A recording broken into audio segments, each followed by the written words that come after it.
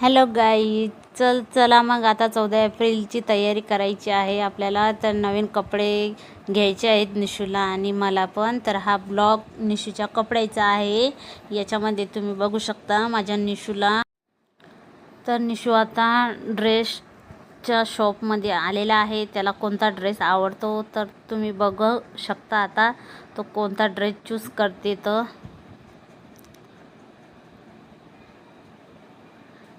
निशू बाळा, हळूहळू चल.